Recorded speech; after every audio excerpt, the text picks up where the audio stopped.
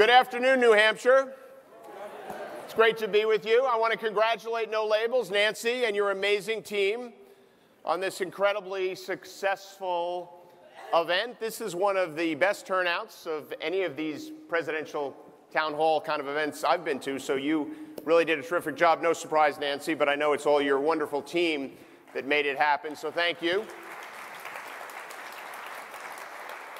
It was great to see my former colleagues who were part of the Problem Solvers Caucus because, as you know, with No Labels and the Problem Solvers Caucus, you have an inside-outside strategy that works really well. And Josh and Tom have done a terrific job leading that effort in the Congress.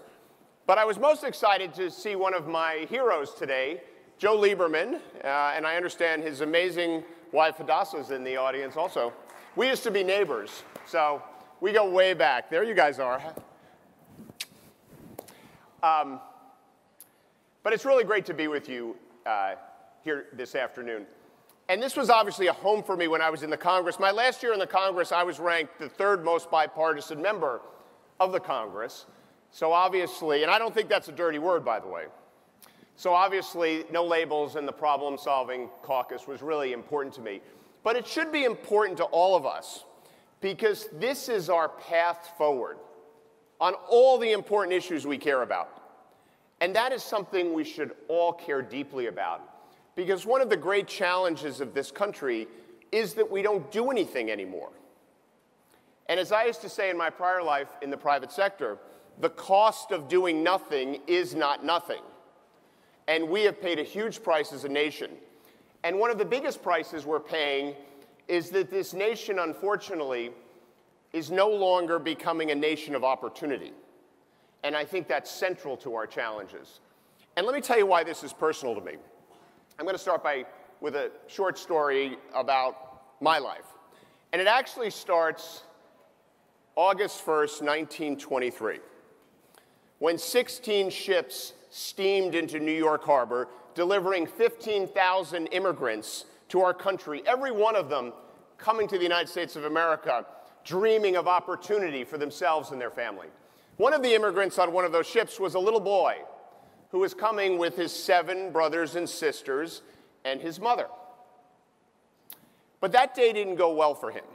And the reason it didn't go well is because he was stopped at Ellis Island when he arrived. His 7 brothers and sisters were let in. His mother was let in, but he was stopped. He was just a little boy. He was separated from his family. He was sent to Staten Island for several weeks, and he was scheduled to be deported. And the reason they stopped him is because he only had one arm.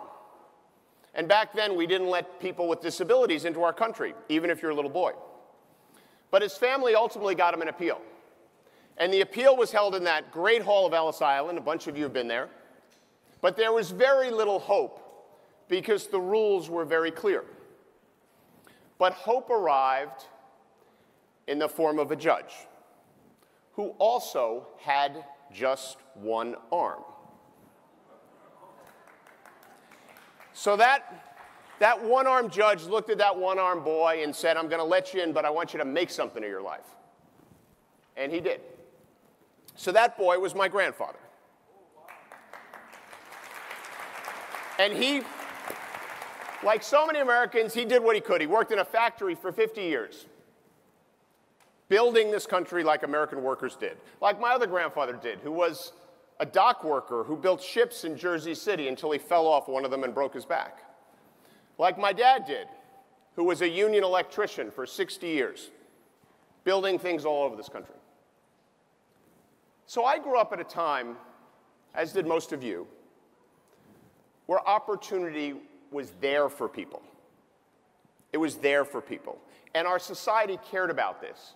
And we did things to ensure that people had that opportunity. And I've had amazing opportunities. First in my family to go to college, be an entrepreneur, start 2 successful businesses, create thousands of jobs, have the privilege of serving my country in the Congress of the United States, and then most importantly, as Joe and Hadassah knows, to be happily married to an amazing woman for 30 years and have 4 terrific daughters. But my stories are just tougher today You know, young people today will be the first generation of Americans, and I want you to think about this, the first generation of Americans that are projected not to do better than their parents. First ever. If you were born in the United States of America in 1950, the chances of you doing better than your parents were 90%. The kids born in 2010, they think 1 in 5 will have a chance of doing better than their parents. And you see this all over this country. You know, last year in our country, 80% of the money for startup companies was invested in 50 counties in our country. There are almost 3,100 counties in this country. 50 of them got 80% of all the money for startup businesses. Yet 80% of our kids live in a county where the jobs that are getting created are not as good as the jobs that used to exist. You know, in big urban counties in the last 10 years, we've started, or they've created 100,000 new businesses. In rural America, during the same period of time, they've lost 20,000 businesses. Our country's grown by 75 million people since 1990. Rural America has lost 3 million people. There's tremendous concentration of opportunity in this country, and huge numbers of us are being left behind. Why? Because our government didn't do its basic job, which in my definition is to look at how the world has changed and do real things to prepare our citizens and our communities for change. But what does that involve? That involves getting things done, actually making progress. Look at how the world is changing and changing our education system as a result. Thinking about how much there's so much turnover in the employment market and doing things to fix our healthcare system to prepare for that. Investing in infrastructure. You know, we used to spend 5% of our economy on infrastructure. 5%. Today we spend 2%. China spends 8%. It's appalling that we haven't had a big bipartisan infrastructure bill in this country across the last several decades. But this is a fundamental failure of our government. And as I said, the cost of doing nothing is not nothing. So this is why the work that you're doing is so important. Trying to create that safe space for good-minded members of Congress on both sides of the aisle to find common ground and start getting real things done to benefit the American people. And that's why I'm running for president, to be the leader that this country needs. One of the things I've pledged as a candidate in my first 100 days to only champion big bipartisan ideas that are based on existing legislation in the Congress. Wouldn't it be amazing if a president looked out at the American people during their inauguration and said, I represent every one of you, whether you voted for me or not? Wouldn't that be amazing? Wouldn't it be amazing if a president actually started acting like half the country is not entirely wrong about everything they believe? Wouldn't that be extraordinary? Wouldn't it be amazing if a president got up every day and either in prayer or some silent reflection tried to get the strength to do something every day to try to unify this terribly divided nation?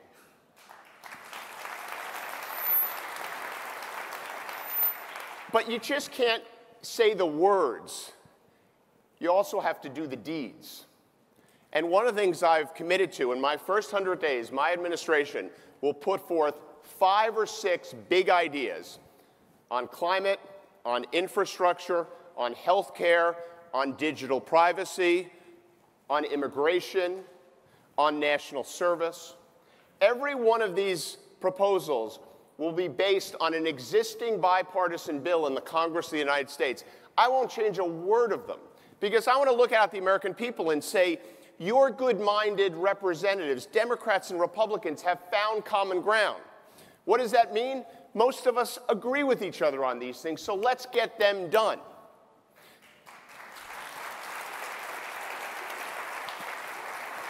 My infrastructure proposal will be based on a bill I introduced in the Congress.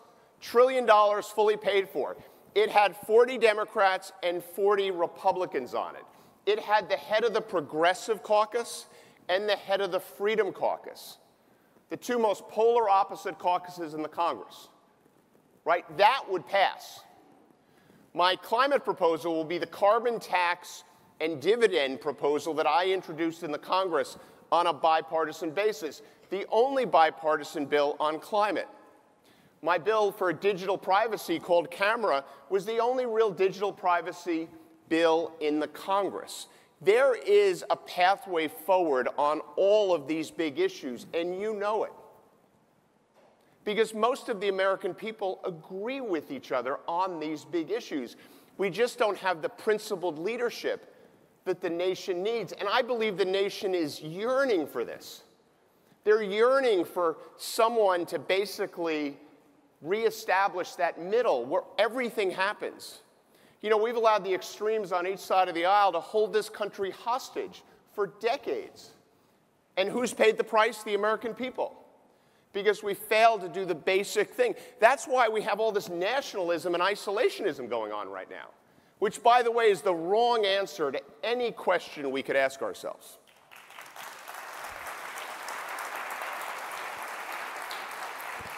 I mean, I'm the only person running for president who supports the Trans-Pacific Partnership, which was a bipartisan idea.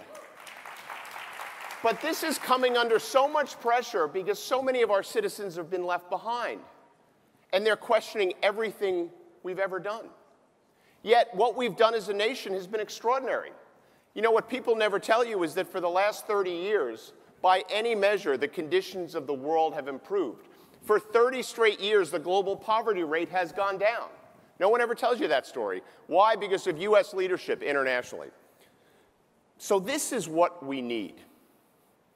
You know, in 1958, John F. Kennedy said words that have really, in many ways, defined my campaign.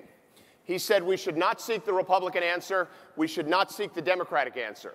We should seek the right answer.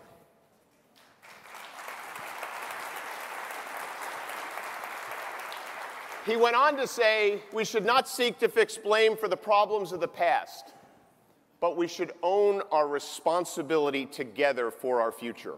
And what was amazing about this speech is he gave it 4 weeks after Sputnik was launched. Remember Sputnik? Or you've read about it. If you go back and read the history books, the American people were utterly panicked at that moment in time. They didn't know what it meant. They thought they had lost their future.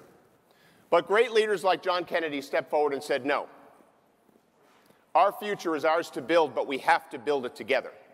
And I think we're at a similar moment, my friends.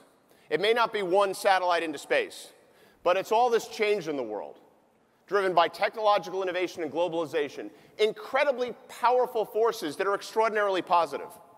But they've also caused a huge amount of our country to get left behind. Why? Because we didn't do anything. We let it happen. We didn't do the basic things we should have done to prepare them, and it's got to end. We got to restore a notion of common purpose. You know, this belief that we're all in this together, and that that's actually worth fighting for every single day of our lives. That, to me, is what this next election is about. Someone who will step forward and remind the American people of that every single day. You know, this country is like all of us individually. We're all beautiful, but we have our imperfections. And every day we struggle to have our natural beauty overcome those imperfections. That's what this country is. It's a beautiful, extraordinary, magnificent country that has every advantage any nation could possibly want to have in 2019. But we have some imperfections. And the biggest one is that we have a federal government that doesn't work. But we, all of us, you, can change that by sending leaders to Washington who put the country first, which, by the way, doesn't mean we agree with each other on everything. Who wants to live in a country where we agree with each other on everything? That would be terrible. But you deserve, and your kids deserve, and your grandkids deserve to live in a nation where the things that we don't agree with each other on are debated with respect and with civility and based on the facts.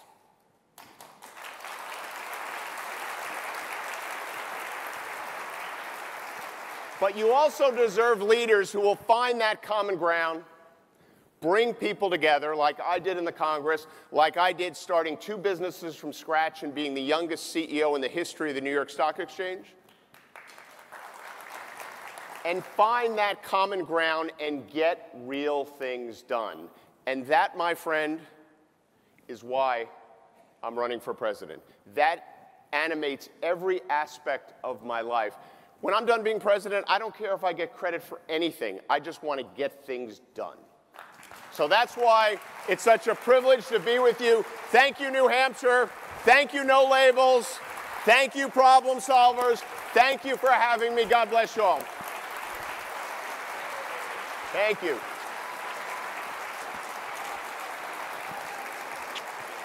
I don't know if we have time for questions or not. I think we have time for a couple questions. Yes, sir. Sir, I want to ask you. What's your name? Sajid Khan. I'm the founder president of a research institute that has researched wisdom for the last 50 years. And I will tell you, sir, that you are the one guy I feel that you're talking about mental health. And actually, mental health and emotional health are confused as mental health. Nobody is talking about emotional health. Emotional health is the foundation of health, yet there is no testing and no manual for emotional health. I agree with that. And so what I'm saying is, my question is, infrastructure, yes, inventions, poverty going down, everything is getting better. So how come drug addiction and suicide and divorce and all these crimes are as bad as ever? That's what I want to know. So, got it. So, this is the thing. Everything is getting better, but not for everyone. Right? We look at the statistics and we talk about how the, quote, average American is doing. But there's actually no average American anymore. There's the average of the people who live in big cities and are well educated, and that's going through the roof. And then there's the average of huge parts of our country that have been left behind. Literally, I've traveled all around our nation. I've been to all 99 counties in Iowa. This is my 21st trip to New Hampshire. I have, you know that Johnny Cash song, I've been everywhere? I've been everywhere. And the thing that I can't just get out of my head is how many small towns I see in this country that are shrinking and aging, putting huge pressure on the public health and the public education system, and creating no opportunities for young people.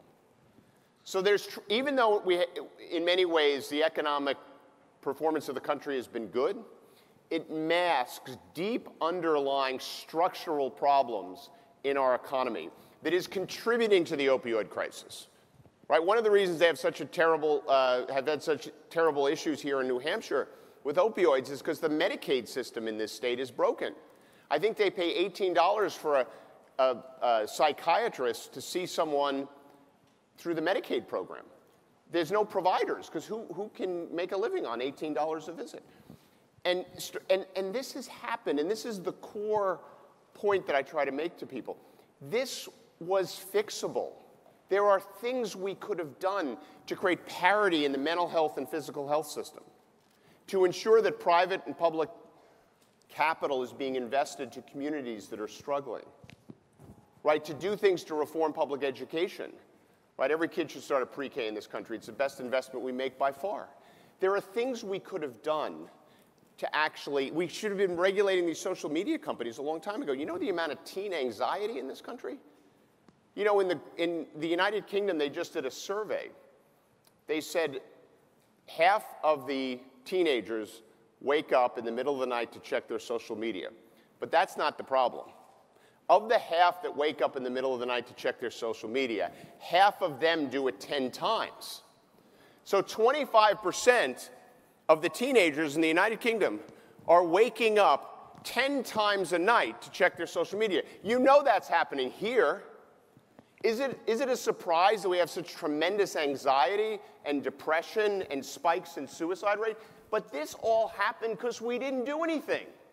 No regulations of these social media companies. So you're right to talk about this issue. If I give you the specific solution, will you take it up with So I'd love to hear what I really want to hear, because my view on this is I don't have all the answers. My answer is emotional health. Have testing for it. Have a manual for it. I'd love to follow up with you after this, Mr. Khan. Everybody doesn't know the difference between brain and mind. Between what in mind? Brain and mind. Brain and mind, you're right. I agree. You have mind education. You don't have brain education. And the brains are messed up. Do you know I was in China doing lecture on this stuff? And their brain education is already. Thank you, sir.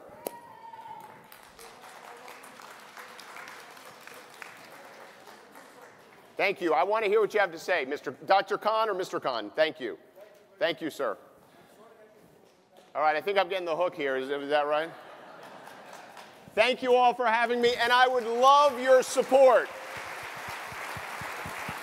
If you care about these issues, I would love your support. Send a message that this way of leadership, desiring unity and having a vision for our future is what you're looking for. Thank you very much.